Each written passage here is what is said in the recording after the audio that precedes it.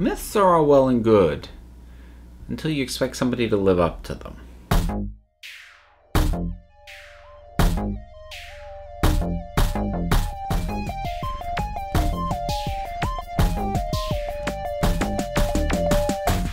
So, this is an odd topic, and I'm not entirely sure I'll be able to articulate what it is that's on my mind, but let me start with why I'm talking about this. So, after having put it off for a while because of the very mixed reception it initially got, I have now finally seen the film The Greatest Showman, the Hugh Jackman musical movie about P.T. Barnum. And there was a lot going on in terms of, you know, the praise and the criticism of it. So just to briefly, before I get into my main topic, I will say I enjoyed the movie. Actually quite a bit. It was a lot of fun. I enjoyed the soundtrack. I think it's one of the better movie musicals in a while, and I mean that very specifically in terms of wording, insofar as it's been a long time since I've seen a musical that takes as much advantage of the fact that it is a movie as this. There are plenty of musicals out there that I enjoy as movies, but ultimately they do very little to differentiate themselves with what would be done with that exact same thing on a stage. Whereas this, I thought, took incredibly good advantage of the visual medium. Plus, I like the songs, so sue me. But the thing was, the main sort of, I mean, you know, there were people who just, you know, didn't like it or did like it, but sort of what became the lightning rod for that film was the issue of P.T. Barnum himself. So the film very much feeds into the myth of P.T. Barnum. And the myth of P.T. Barnum, especially as the film presents it, is a man who built himself up from nothing with a desire to bring joy and happiness to as many people as he could, and who gave a meaningful and empowering outlet to a great deal of downtrodden people who were his performers. That's the film. The reality of P.T. Barnum is, without going into a ton of detail, let's just go with much more complicated than that. And there's a lot of argument to be had about to what degree was there any philanthropy in what he was doing, and to what degree was he simply taking advantage of his performers. And, you know, there's arguments to be made all over the place, but it certainly is, the reality at the very least is not the clean-cut story that the film presented.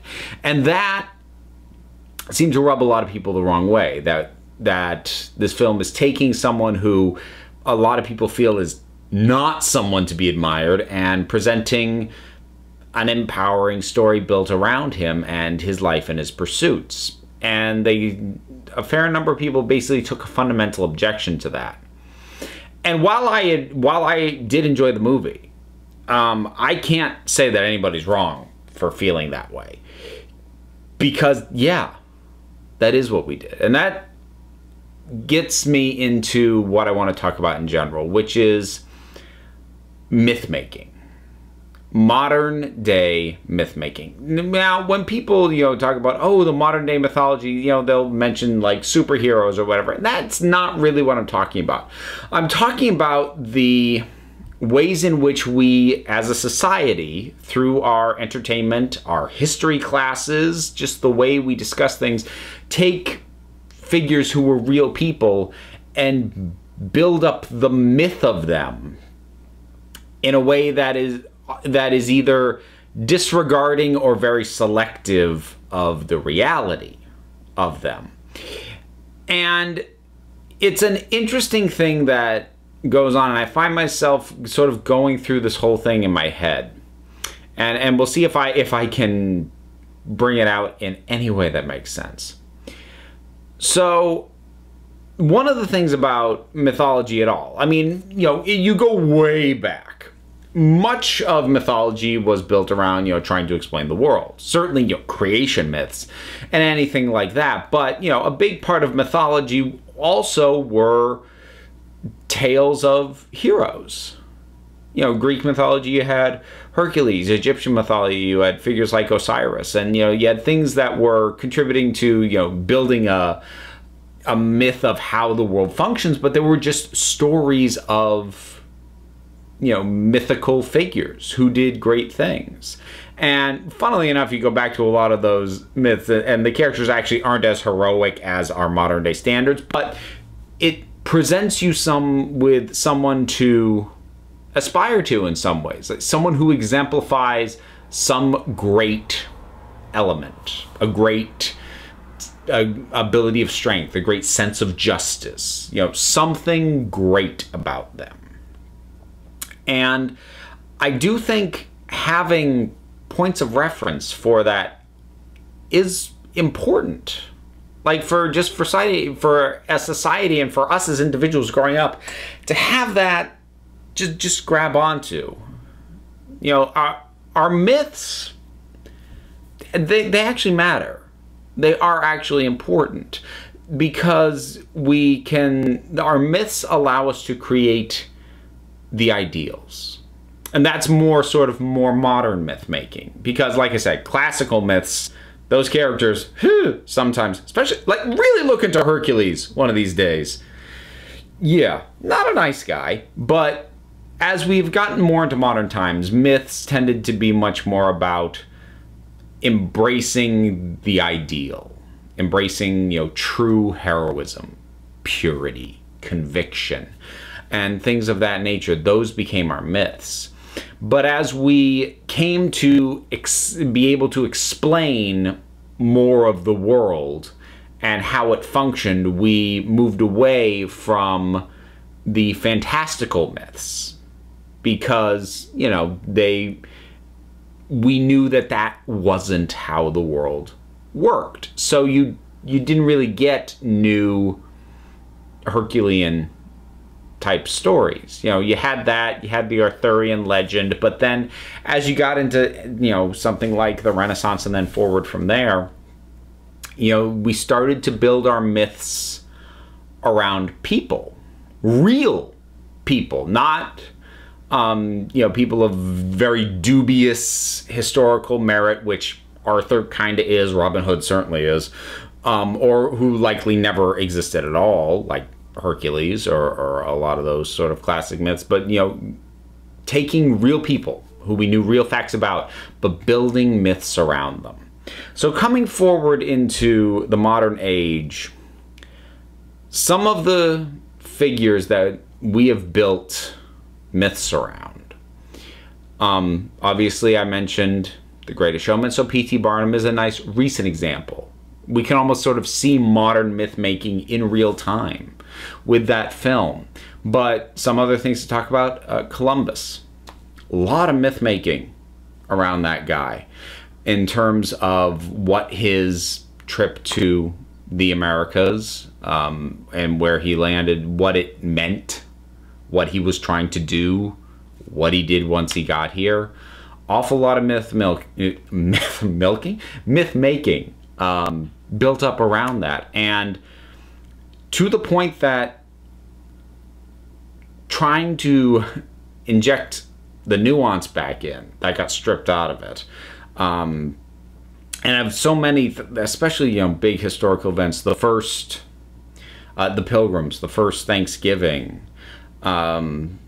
people like Abraham Lincoln, you know, who did great things. You know, many of these people we make myths out of, they did do great things, but we mythologize them and we idolize them.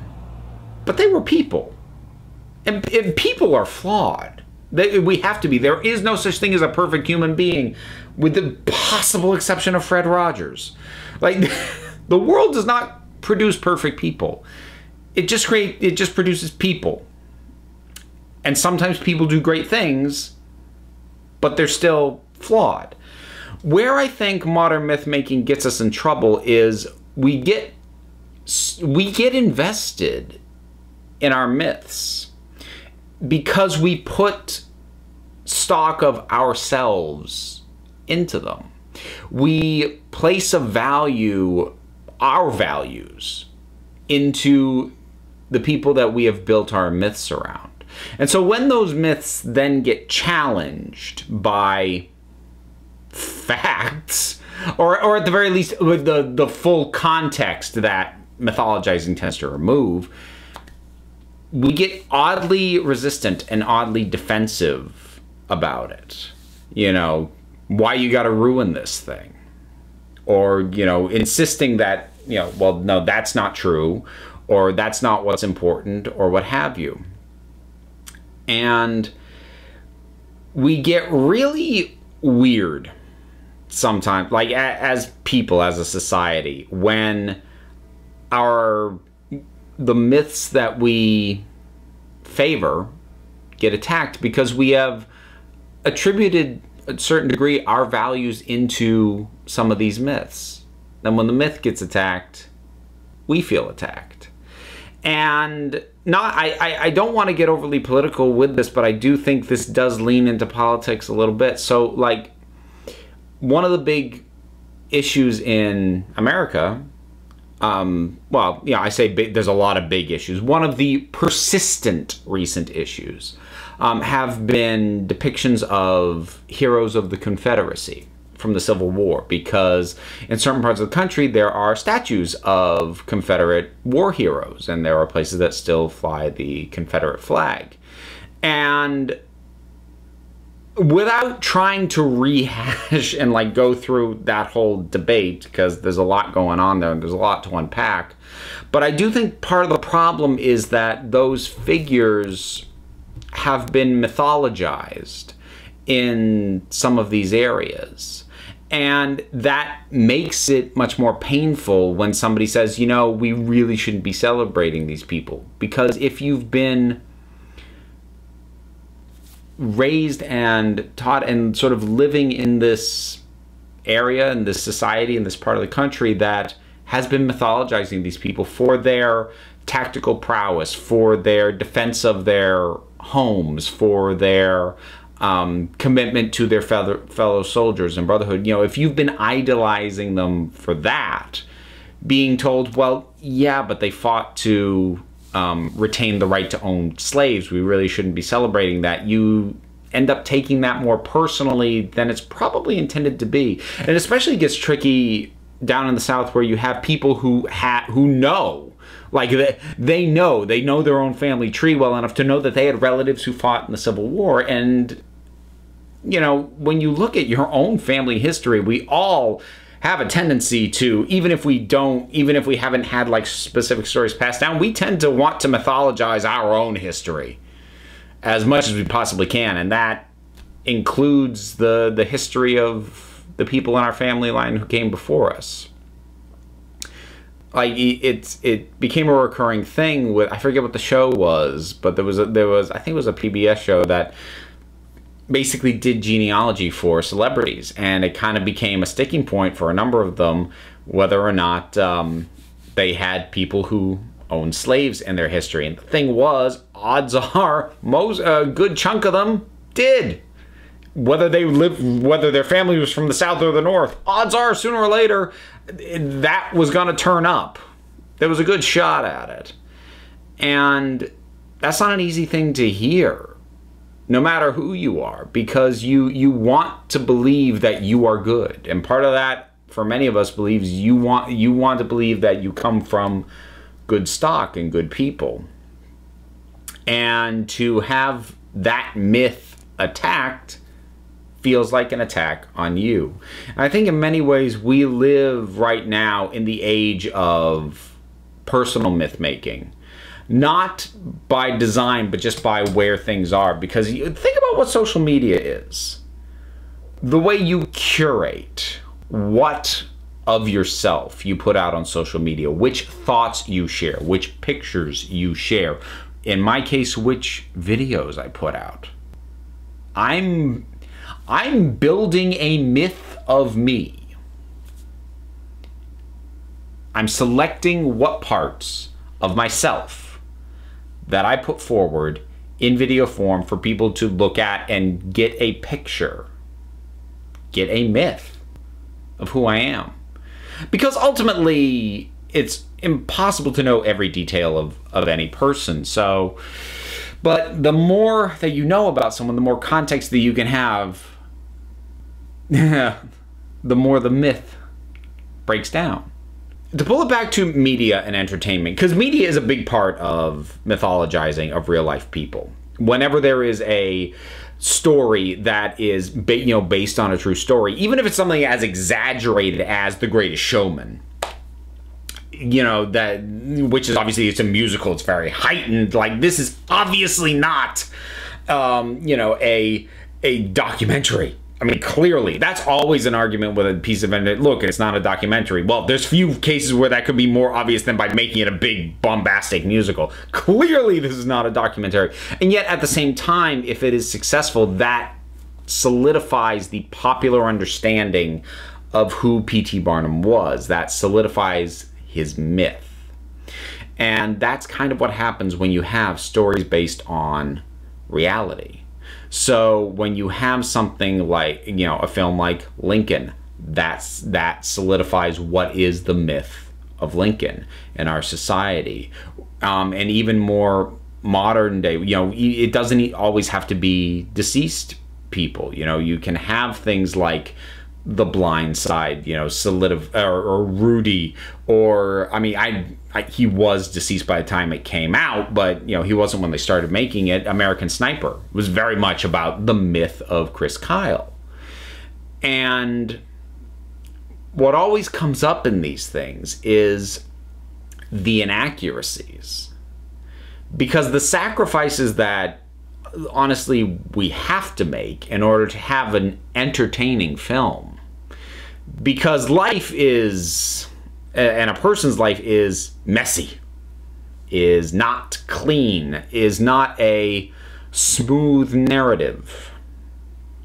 But if you're going to make a film, you kind of need one. Even if you're not going to sugarcoat it and, make sure there's a happy ending, you still got to format it so there's a beginning, middle, end, and there's a through line. Some people don't have a clear through line to their lives. I'd argue most of us don't. But you still need one. So you pick and you choose and you create a mythology. So what's the answer? Because I don't think the answer is to necessarily, avoid myth making. It's like I said, I think myths have value. I think where we put our stock, where we take our inspiration from, we need something to take it from. We do need that. So I have to wonder, with something like The Greatest Showman, would it have been better if it was very clearly inspired by P.T. Barnum, and it was a P.T. Barnum-esque character, but they gave him a different name. They made him an original character, taking influence from Barnum and his life and his circus and all that, but not having him be, "Hi, I'm P.T. Barnum" in the movie. Would that have been better in terms of mythologizing, in terms of the concerns of people who look at it and go, we should not be, assigning to this guy this image of this hero of the downtrodden? Maybe just changing it and having it not be, the real guy, maybe that would help. But at the same time, I don't know, because I think there's a potential damage if all of our heroes, if all of the myths that we look up to are all distinctly fictional. So, I do think there is a value in calling superhero stories the modern day mythology. We have built these superheroes into mythological level figures, and to be, exemplars of something that we deem to be of value. Exemplars of a sense of justice with Captain America, exemplars of intelligence with Tony Stark, exemplars of strength applied with compassion with Superman. We have all these, and I do think that there is value there. But if all of our myths were not in some way tied to real people, do we make the ideals too distant? would a world in which we only ever are completely blunt and flat and don't mythologize real people, and we have our ideals always be in fiction, is that a world where those ideals seem less attainable?